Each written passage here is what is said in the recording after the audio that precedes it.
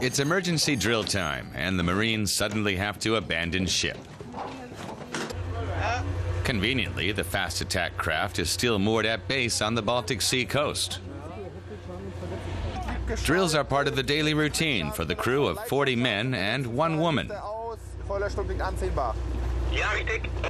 But Lieutenant Barbara Tesch doesn't feel all at sea here. Far from it. You learn to get used to everyone's particular ways and habits and deal with them. I'm 27, and as a young person I have to shoulder a lot of responsibility, both for the crew and for the equipment. It's not as if these are just toys. Quite the opposite. That's what makes the job so interesting. Do you get nervous? Nerves are always part of it. Not only for her, she can also make the men on board nervous when she conducts the post-drill appraisal. She doesn't mince her words. I'll just list a few points that might have gone better, starting with the head count. Everyone has to call out their name, one after the other, and not higgledy-piggledy. Times have changed over the last 10 years. Here we have a woman in charge, but the crew are young enough to accept her authority unquestioningly. Women on board are treated just like men. The women also have to put up with a lot. There's only 1 bathroom with 1 toilet and a shower for everyone, for example. There's no preferential treatment. She doesn't even enjoy privacy at night. Barbara Tesch shares an extremely tiny cabin with 4 men. There's no getting away from them out here at sea. But she doesn't worry about unwanted advances. I'm married, which I hope creates a distance. Plus, I'm an officer, so they wouldn't dare. I've never had any bad experiences in that regard.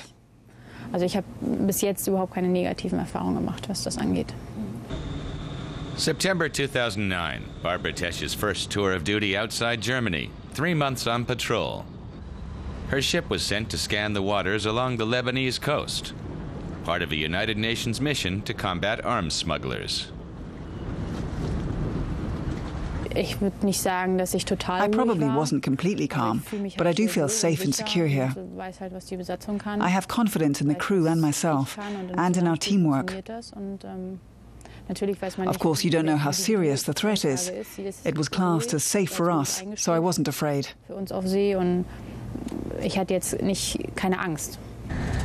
The Navy is still perceived as a male domain. Ships like this are loud, sweaty, and crammed with machinery.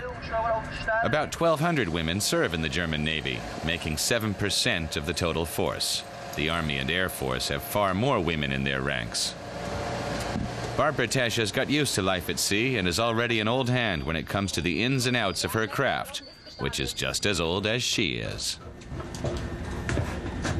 Ja, Meldung. Die Notstoppschalterklappen sind geöffnet. Die Fahrhebel liegen auf Stopp, Steuerlift ist auf Motor. Der Fahrstand ist mit einem Fahrer besetzt und klar zur Funktionsprobe. She gives instructions and the go-ahead for the bridge. In this case, she's overseeing an engine test. Beiden gestartet. Meldung, beiden gestartet.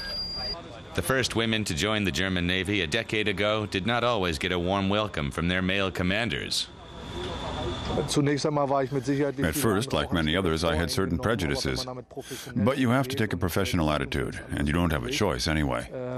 It's like any other situation. Women have the ability and the obligation to match what their male colleagues do. They're expected to do no more and no less. You need a college education and ambition to make it as an officer here. Some assume that people sign up out of desperation, but it was always Barbara Tesch's preferred first port of call. We all work together and know each other extremely well. We're a closely knit team. It's because we spend so much time together. Barbara Tesch's ambitious mentality in turn benefits the Navy. The German armed forces pride themselves on being citizens in uniform. So the more women, the better.